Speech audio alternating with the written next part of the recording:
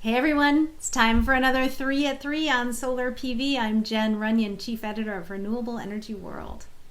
I'm Paula Mintz, Chief Market Research Analyst, SPV Market Research, off a week of vacation, back to it.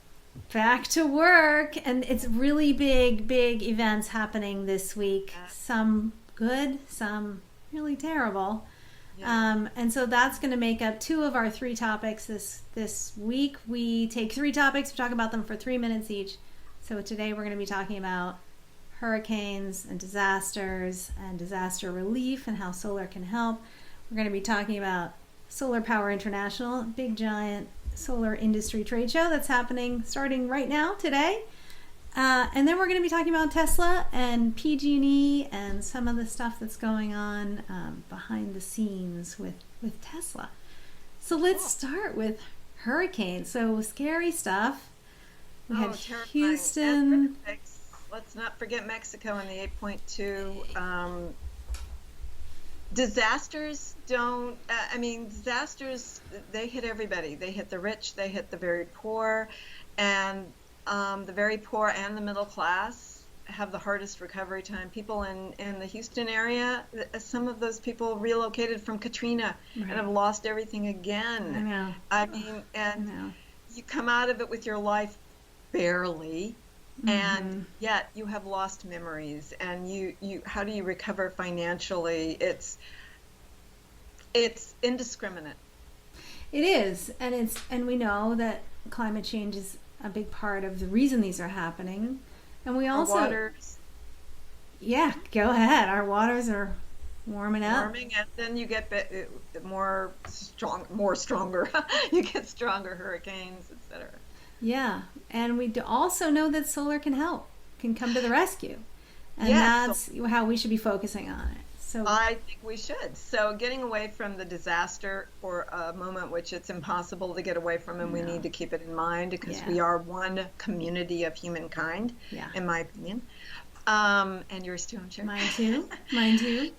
But solar for disaster recovery, it's a old-timey solar application that doesn't get talked about very much, not even during disasters. But basically, it's portable solar. You put it on a truck bed, you put it on a trailer, a panel, and a battery. It's off-grid solar that goes where the disaster is or where the move set is. But in this case, to the hospitals, to the neighborhoods, emergency power to people where they desperately need it, when they desperately need it. Right. So this is something we've stopped talking about in the solar industry, much like we really sort of don't talk that much about DG. We talk more about utility scale, bigger is better.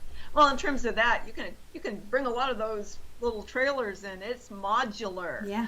So solar can do a lot. Wind can't do this. You can't stick a wind turbine on a trailer and bring it in. No, not the same thing.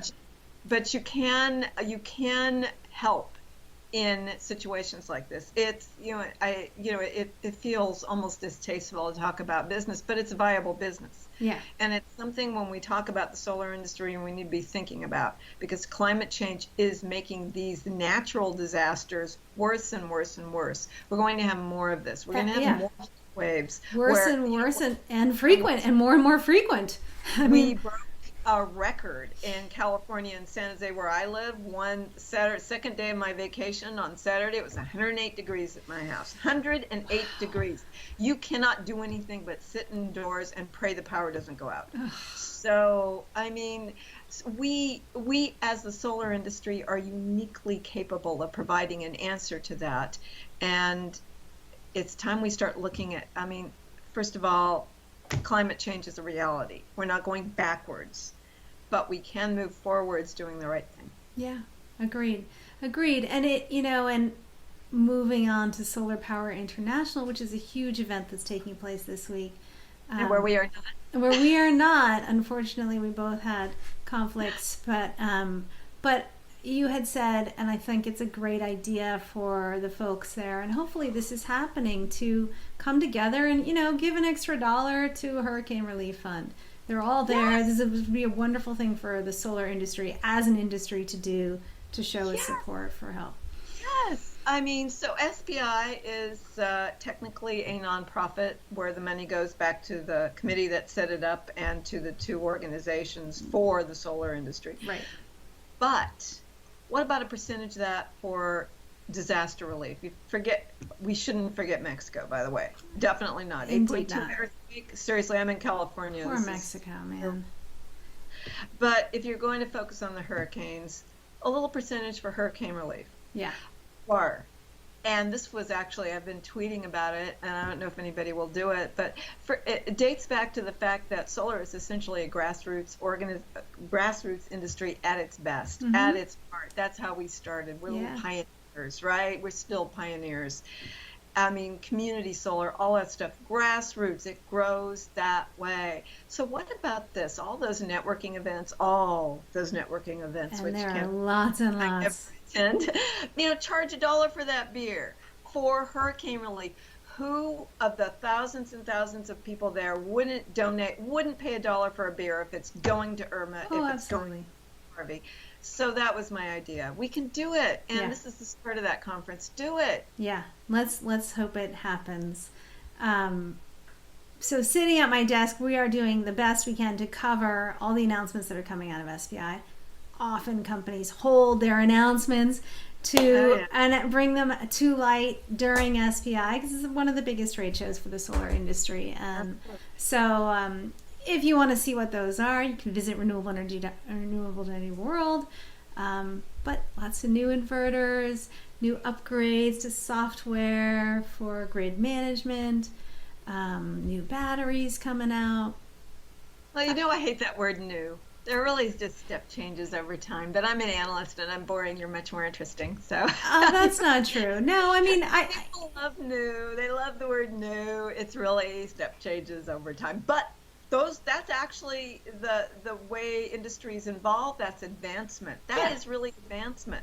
Yeah. So I understand we need to attach the PR things to it, the words to it, to get people to pay attention. But truthfully, if you look at the history of development of all these technologies and you go back to all the conferences and the announcements, it is sort of an oral history of our industry. Indeed. If you eliminate the words of how we move forward to where we are today. Yeah.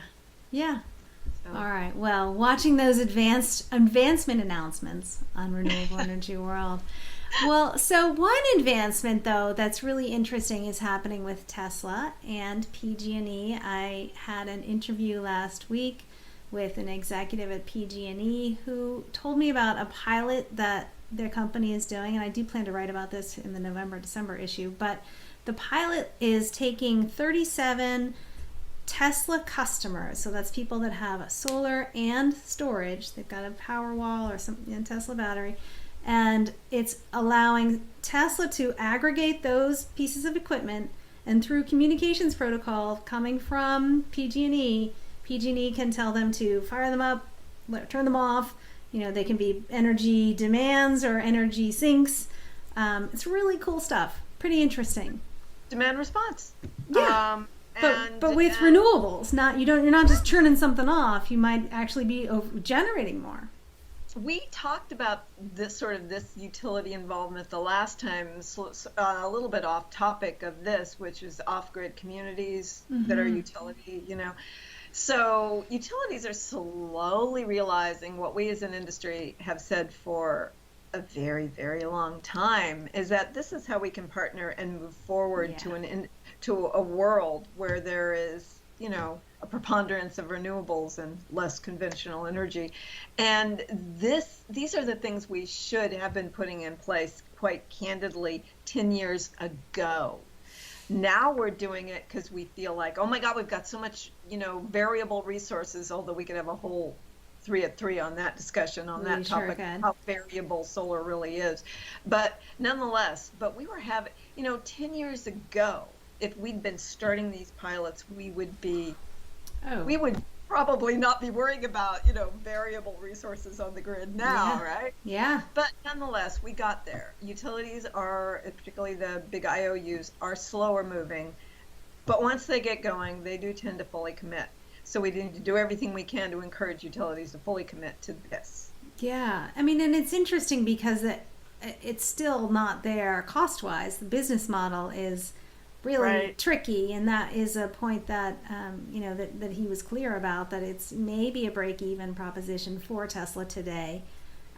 They're banking on their equipment costs dropping through their gigafactories, but that as some people have written about, or we have actually a pretty interesting article right now on Renewable Energy World about the gigafactories and how they may not produce those dramatic cost declines that people seem to be counting on. Well, yeah, but so actually I'm going to shock you and not focus on the unlikelihood of Tesla actually producing anything commercial out of that factory and getting it to a gigawatt in the near term, and the fact that they're in pilot scale. And oh my dear, I just commented on it. But basically they're in pilot scale. They're not in commercial scale. If they think they're producing commercial product now, then that's really disquieting and really concerning. But nonetheless, we as an industry have jumped on board price declines that are often not profitable. As you know, I've written about it, we've talked about it. They are, based on margins that are slim to none, and margin expectations out of China, which are different than the US and different than anywhere else in the world. And so everybody expects dramatic decreases in cost and thinks that cost and price are related somehow, and it's just not the case. Mm-hmm. So it's time, in my opinion, well, actually it's been time for a very long time, and I think I've said this so often that people are not listening anymore, but it's time we decouple from cheaper and talk about value.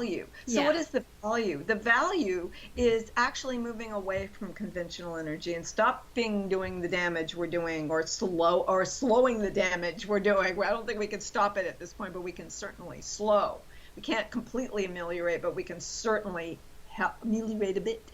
But let's focus on the value of having uninterrupted power. The value of that is way more than the cost of the battery or the PV, candidly, way more. The cost of that emergency solar is way, way more than what the cost of the panel and the storage is. And we need, until we get off the topic of that, what it costs, and on the topic of what the true value is, then we're always going to be in this sort of lose-lose situation where it's got to be cheaper, cheaper, cheaper. On the other hand, and this is perfectly true, everybody does have to make an adequate margin to run their business, and the margins are low.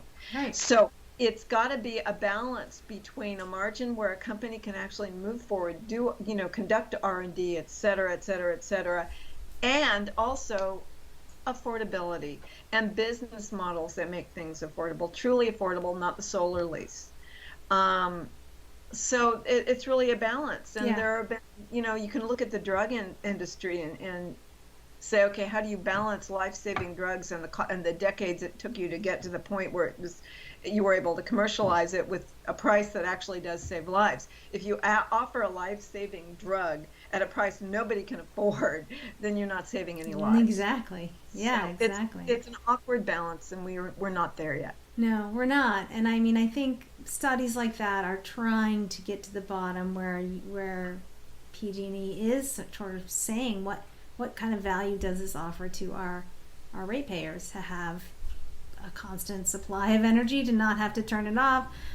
I don't know. I think that's what they're looking at. But as he said, it's probably 10 years out before we really get to the point where this is a viable business model for everybody, where the customer is, affordably getting this service, and the utility is taking good advantage of it without degrading the batteries too quickly, without taking too much money out. And back to what we were saying about the fact that if they'd started this 10 years ago, when honestly, come on, utilities were dragging their feet 10, 15 years ago. They were dragging their feet. As solar took off, they were like, whoa, wait a minute, our revenue model, whoo. Yeah. All right, if we had started this 10, 15 years ago, we would be there now, right? He said 10 years. If we'd started this 10, 15 years ago, maybe we would be there now. But better late than never, I guess. Yeah, I guess. All right. Well, that's all the time we have for today. Good to see everybody, and check us out next time on 3 at 3 at Solar PV. Bye, Jen. Bye, Paula.